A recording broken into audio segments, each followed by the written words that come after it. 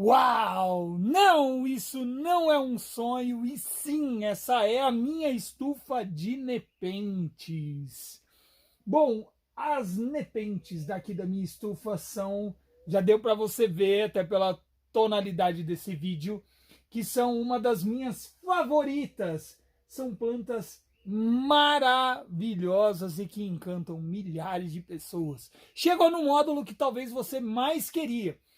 Não é segredo para ninguém que desse módulo o que as pessoas mais querem ver são as famosas nepentes, como as nepentes ventricosas. Olha essa planta daqui, que incrível! Com esse peristômio vermelho e gigantesco. E olha essa belíssima nepentes graciliflora. Eu vou dar uma viradinha na câmera aqui para vocês verem melhor. Olha só o tamanho da minha nepentes graciliflora, lotado de jarros. As nepentes são as plantas, uma das minhas favoritas, né? Na verdade, existem outras plantas que são assim, entram na minha categoria de plantas favoritas. É até pecado falar que eu tenho plantas que são mais favoritas do que as outras, mas eu gosto tanto de nepentes que eu tatuei algumas no meu braço. Olha aqui, ó, nepentes vilosa. Eu fiz aqui algumas nepentes aqui dessa parte. Eu tenho todos os tipos de plantas carnívoras tatuado no meu braço, mas eu gosto tanto de nepentes que eu resolvi tatuar algumas no meu braço. Bom, galera, as nepentes são da família Nepenthaceae, e a família Nepenthaceae são uma das famílias, assim, cara, que mais cativa colecionadores no mundo inteiro, possuindo espécies caríssimas e cada vez mais caras, e algumas espécies cada vez mais raras. São as famílias que, na maioria das vezes, ultimamente, né, tem aparecido mais espécies, estão descobrindo cada vez mais. E dentre as espécies de plantas carnívoras já existentes, são as maiores plantas carnívoras do mundo, são as nepentes, né? Vamos dizer assim, em questão de tamanho, né? Armadilhas e tudo mais, a gente pode dizer que as nepentes são sim as maiores plantas carnívoras. Existem alguns jarros que, na maioria das vezes, podem até capturar pequenos roedores, isso é verdade, tá? Existe nepentes, existe planta carnívora que captura roedor. Na verdade, as nepentes não foram feitas para captar roedores, né? Para capturar roedores. Elas foram feitas para pegar insetos, pequenos insetinhos, né? E o fato delas serem muito grandes faz com que alguns roedores acabem caindo dentro dela, né? Ratos, pequenos morcegos. Isso porque, por exemplo, no caso dessa daqui, que é uma das grandinhas, né? A nepentes ventricosa, olha só, ela se enrosca toda. A boca é muito grande. Então o que pode acontecer é o inseto ou o bicho, sei lá, entrar aqui dentro para poder pegar o néctar e acabar escorregando e caindo aqui dentro. Como tem água, ele acaba morrendo afogado, tá? Então as nepentes são plantas que são comumente encontradas na China, na Indonésia, nas Filipinas, em alguns locais da Austrália, na região ali da Austrália, e o Madagascar, e enfim, esses lugares ali, regiões do velho mundo, tá? São plantas assim incríveis pela sua coloração e que na maioria das vezes costumam capturar mais insetos e não roedores. Algumas plantas, como a nepentes rajá, possuem um dos maiores jarros do mundo. É claro, a rajá está entre as gigantes, mas não é a maior. E algumas plantas podem sim servir até mesmo para outros bichos, como por exemplo a rajá, e algumas outras plantas servem para o mussaranhos, por exemplo. Existe ali um trabalho, né, de mutualidade entre a nepentes rajá, que é essa planta daqui, ó, que está aparecendo, essa daqui. A nepentes rajá, essa plantona gigantesca, ela serve para o mussaranhos, usar ela de privada, vamos dizer assim. Quando ele vai beber o néctar dessa planta, basicamente falando, quando ele está aqui lambendo essa tampinha ali, ele aproveita para dar uma defecada, acho que dá uma dor de barriga na hora, e ele acaba fazendo cocô dentro da armadilha. A planta, é claro que ela não é besta, ela aproveita essas fezes para poder sobreviver. E ela vai desenvolvendo, ela pega todos os nutrientes que ela precisa. Ela captura inseto e vive do cocô do mussaranhos. Existem outras espécies, como a Nepenthes rafflesiana, que vive em mutualidade com algumas espécies de moguerços, dos morcegos. Por exemplo, as albomarginatas, que possuem açúcar nas suas bordas das suas folhas, e a folha das plantas, por ter açúcar, serve de alimento para termitas. Agora, o que vem é a grande questão, né? Teriam essas plantas evoluído? Vamos lá, o que vai fazer você grilar. Teriam essas plantas evoluído nesse ponto, sabendo que as termitas, por exemplo, no caso das albomarginatas, iriam atrás do açúcar e que comumente, eventualmente, cairiam dentro da armadilha. Será que ela desenvolveu o açúcar para pegar a termita?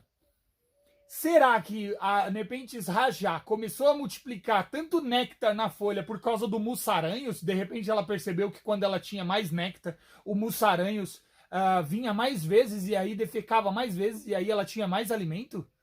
Será que a Nepenthes rafflesiana percebeu que de repente ela atraía mais morcegos quando ela produzia um odor mais forte? A teoria da evolução. E nós entramos na evolução novamente. Cara, as Nepenthes são plantas muito fáceis de cultivar, não são plantas difíceis e que são plantas que na maioria das vezes sobrevivem em ambiente de sombra. Algumas espécies são mais fáceis de cultivar e outras espécies são eventualmente mais difíceis. Existem espécies de altitudes diferentes e pressão atmosférica também é diferente, né? Nesse caso, por exemplo, as gracilifloras são mais fáceis, são plantas de terras baixas, intermediárias, né? Mas essas plantas podem ser divididas em altitudes diferentes, né? O que nós chamamos de lowland, que são terras baixas, ultra lowland, que são terras abaixo do nível do mar, lowland são terras no nível do mar, tá? Interland, né, que seriam terras intermediárias, né?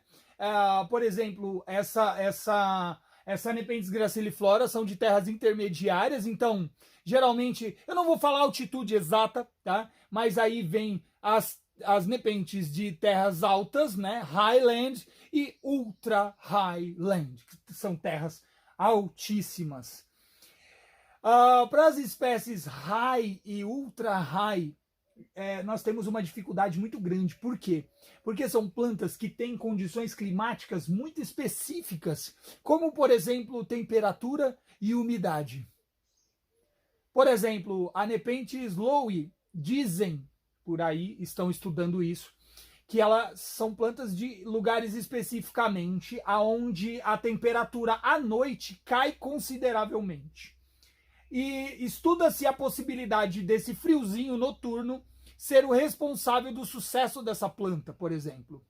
Então, para você conseguir ter uma planta dessa, haveria a possibilidade de talvez você ter uma geladeira para poder colocar a sua planta lá dentro. Outras espécies, outras pessoas acreditam que apenas a umidade não é o suficiente e que essas plantas gostam de um solo mais drenado, por exemplo. Então existem várias características que vão fazer com que você curta cada vez mais as Nepenthes. E é por isso que essas plantas cativam cada vez mais as pessoas. Por quê? Vamos comparar lá os pokémons, né? A galera aí dos pokémons, tem algum poké louco aí? Então, na galera dos pokémons, por exemplo, é como se fosse um pokémon, cada um tem uma característica específica. Uns precisam de cuidados mais especiais, outras precisam de cuidados mais extremos, outras nem tão extremos. Uns precisam de mais luz, outros de menos luz. As Nepenthes ampulária gostam de calor, morrem no frio. As Nepenthes, por exemplo, rajá, gostam de frio e morrem no calor extremo. Enfim, essas plantas sobrevivem e se desenvolveram porque no local da onde elas vieram, por exemplo, chove muito e o solo é muito drenado. Apesar de ser turfa, ele é muito drenado. Na verdade, a água passa entre o solo e entre as raízes, e é por isso esse é o grande problema. Porque a água passar muitas vezes, e várias, e como chove muito, lá na verdade, o sol é que é um cara que aparece de vez em quando, tá? A chuva chove muito, então lá são chuvas torrenciais que chovem sempre. Chove, para, chove, para, chove, para. E, por exemplo, em Bornéu, o fato de ter muita chuva causou o solo mais pobre. Esse solo mais apobrecido, né, esse solo pobre, fez com que o ambiente fosse extremamente adequado para essas plantas, tá? Então é um solo pobre, muito pobre, muito pobre.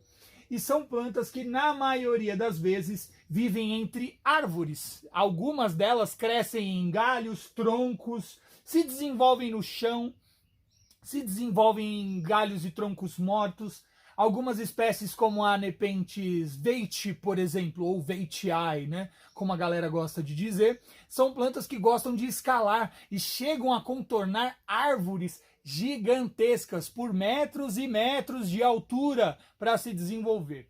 Outras plantas, como as Nepenthes ampullaria, por exemplo, desenvolvem armadilhas mais terrestres no chão. Essa planta daqui que vocês estão vendo. Essas armadilhas no chão ficam com essas tampinhas abertas, fazendo com que as folhas caiam ali dentro. E todas as folhas das árvores que caem ali dentro, que caiam insetos que passam no chão, rasteiros, formigas, lagartas, besouros e outras coisas que caírem ali dentro, acabam servindo de alimentos para elas. Gente, não é segredo, vocês já viram aqui que dá para se empolgar. Eu fico muito empolgado falando de Nepenthes, tá? E é esse o motivo pelo qual as Nepenthes encantam tanto as pessoas, porque são plantas assim maravilhosas. Você vai ver cultivadores de Nepenthes pelo mundo inteiro, tá? E aí que vem a grande dúvida, né? Precisa de estufa, não precisa de estufa? Como que rega, como que multiplica, como que faz, como que essa planta... Você vai ver tudo isso nas próximas aulas, dos próximos módulos, porque esse, no meu ponto de vista, é um dos módulos que você vai entender muito a respeito de sistema radicular, das plantas, enfim, tá? Bom, como as Nepenthes capturam os seus insetos, né? Vamos dizer assim. Vamos nessa parte. Como que faz para as Nepenthes capturarem? Eu peguei aqui a nossa Nepenthes ventricosa, ó. E é ela que nós vamos falar um pouco. Olha só. Aqui vocês estão vendo, isso daqui é o peristômio da planta, tá? Ele é colorido, tá? Tá vendo, ó? Ele é colorido, ele tem alguns formatos diferentes e ele tem essas pequenas ranhuras, ó. Tá vendo? Viradas para dentro. Aqui nós temos essa tampinha, que é chamada de opérculo, tá? Essa tampinha ela não foi feita para fechar, tá? Ela simplesmente está aqui para proteger de cair água demais aqui dentro, ou enfim, tá? Essa tampinha não tá aqui para poder prender o inseto aqui dentro. O inseto sobe por essa armadilha bem aqui. Quando ele sobe, ele entra, passa aqui pelo opérculo, que na maioria das vezes essa cor forte, ela foi feita para os insetos enxergar ela, na verdade, tá? Ele vai enxergar essa cor aqui, vai ficar super atraído e vai vir para cá. Aqui dentro, ela começa a produzir um néctar, ó. Aqui vocês não vão ver tanto, mas tem um néctar. Pra gente pode não ter tanto efeito, mas pro inseto é super cheiroso e super gostoso. Esse néctar, geralmente, em algumas plantas, parece até açúcar. Cai do lado de fora, realmente atrai as plantas por isso. Feito isso, o inseto vai subir aqui e quando ele começar a ficar encantado, muito parecido com as sarracênias, inclusive, ele fica encantado e cai aqui dentro e morre. Simplesmente assim, fato, tá? Então, quando ele cai aqui dentro, lá dentro, olha só, vamos ver se eu consigo mostrar. Opa, caiu aqui, ó. Esse líquido que vocês estão vendo é um dos líquidos responsáveis por fazer a digestão do inseto. É assim, ele possui algumas enzimas, tá? Não vai digerir a minha mão, não é ácido, não é algo que vai trazer problemas para as suas plantas, tá? Então, voltando aqui, eu voltei, tava mostrando. Tá? Então ela tem água, nesse caso aqui, ó, ele tem essa substância até aqui mais ou menos, tá? E é onde os insetos caem e ela vai aproveitando todo esse nutriente aqui dentro, tá? Uma outra coisa muito interessante das Nepenthes é que cada folha dessa pode ou não desenvolver uma armadilha aqui na ponta. Então ela pode dar isso daqui, que pode servir, é uma gavinha, nós chamamos de gavinha. Essa gavinha, ela pode servir para dar um jarro, ou ela pode servir simplesmente para se agarrar, ou ela pode dar uma folha que vai servir única e exclusivamente para fazer a fotossíntese, tá? São plantas que costumam escalar, mas são plantas que costumam ficar pendentes, são plantas pendentes, tá? Essa, tipo samambaia, tipo essas plantas desse mesmo nível, tá? E elas costumam ficar assim, cheias de jarros, que pode sim ou não, depende muito da espécie que você tem aí. No caso, as gracilifloras são adaptadas ao nosso clima, e na verdade o nosso clima é o clima das gracilifloras, e é por isso que ela é conhecida por ser uma das nepentes mais queridas, assim. Eu vou virar um pouquinho mais para cá. Pronto. Ela é conhecida por ser uma das nepentes mais queridas, porque é uma das mais fáceis de se ter no cultivo hoje em dia, tá? Então, para você que quer começar com uma planta carnívora legal, começa com a nepentes. A graciliflora, por exemplo, vai ser uma ótima dica para você aí que quer começar com uma planta carnívora. Cortou aqui, por exemplo, o jarro, ele tem um tempo de vida útil. Vai ter uma hora que ele vai começar a ficar assim, ó. Tá vendo aqui, ó? Olha aqui na ventricosa, ó. Ele já começou a morrer. Esse jarro, até ele não secar por inteiro, até ele não chegar aqui mais ou menos seco, ele ainda é útil. Ele ainda tem água aqui dentro e a planta ainda está utilizando ele para fazer a digestão dos insetos. Então, às vezes, a sua planta tá cheia de armadilhas assim, ó. Aí você vai lá e corta, e corta, e corta, e corta. Você tá atrapalhando a sua planta. Deixa ele dar uma secada boa. Quando ele der uma secada boa, você não vai podar a folha inteira da sua planta. O que você vai fazer? Você vai podar só aqui, ó. Nessa pontinha aqui, ó. Tá vendo? Ó, acaba a folha, por exemplo, aqui, ó. Acaba a folha, tá vendo? Aqui tem a pontinha que é do jarro, ou melhor, vamos pegar uma que tem um jarro aqui, ó. Olha assim, ó. Acaba a folha, ó, a folha acabou. Vem a gavinha e vem o jarro, certo? O jarro secou, vem aqui na pontinha onde a folha acaba e corta. Pode usar tesoura, pode usar o que você quiser para fazer esse corte. Até a unha mesmo vem aqui, ó, papá, cortou, tirou, acabou. Deixa a folha da sua nepentes aí, tá? Não vai nascer outro jarro na folha, tá?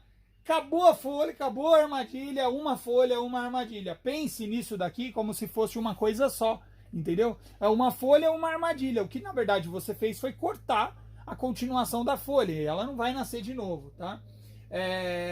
E é assim, é muito fácil. O jeito de manter as nepentes você também vai aprender na próxima aula. A gente deu uma passada aqui para você entender. Viu aí que existem algumas nepentes gigantescas. Viu que sim, existem plantas que podem ser até caríssimas, né? Por exemplo, a nepentes leviatã, que é uma das espécies assim mais caras do mundo, foi vendida por aproximadamente $4.800, né? Pensa isso em dinheiro, quanto que dá $4.800, né? No mundo das nepentes é muito grande. No das orquídeas eu acho que isso daí é dinheiro de pinga, né? Existem muitos cultivadores de plantas orquídeas que já venderam plantas até por $1 milhão, né? A gente ainda está chegando nesse ponto das nepentes. E essa Leviatã foi vendida por $4.800. É muito dinheiro, tá? Para uma nepentes, para vocês terem ideia. Hoje em dia as espécies podem chegar numa variação entre as mais caras, né? A gente chega a pagar entre R$1.300 a R$1.400 aproximadamente, R$1.500, dependendo do tamanho do exemplar. E algumas espécies muito robustas chegam a custar sim nesse valor, tá? Mas também são plantas muito difíceis, né? Como as Veitch, por exemplo, que são plantas muito caras. Bom, e é isso daí. Aqui no Brasil nós possuímos uma das maiores estufas da América Latina, de plantas carnívoras e de nepentes, não nós, né? Que é o Plantas Carnívoras Brasil. O Plantas Carnívoras Brasil, que é lá na Floricultura Viva Flor, fica em Joinville, é conhecida como uma das estufas de nepentes que possui uma das variedades gigantescas dessas plantas e que realmente vai surpreender você. Se você quiser ver lá no nosso canal, tem um vídeo mostrando lá sobre como que é feita a reprodução, enfim. Ele tem uma coleção maravilhosa e é muito legal. A gente ainda vai chegar nesse ponto. Beleza? Bom, pessoal, espero que vocês tenham gostado e se apaixonado pelas nepentes, assim como eu também estou aqui apaixonado, né? Nós vamos encerrar o nosso vídeo aqui, porque nos próximos vídeos você vai aprender como reproduzir essa espécie e como, enfim, como ter muitas outras aí, como manter, como evoluir. E é claro, junto com isso, eu vou dando mais dicas do que essas plantas precisam e sobre o habitat natural delas para vocês. Foi uma pincelada para você pegar ainda mais. Já deu vontade de comprar uma, não deu? Eu tô louco, eu acho que eu vou comprar mais outra. Bom, isso aí, galera. Um beijo, queijo, e até a próxima aula. Vamos lá, módulo 2? Não, aula 2, módulo 7. Bye!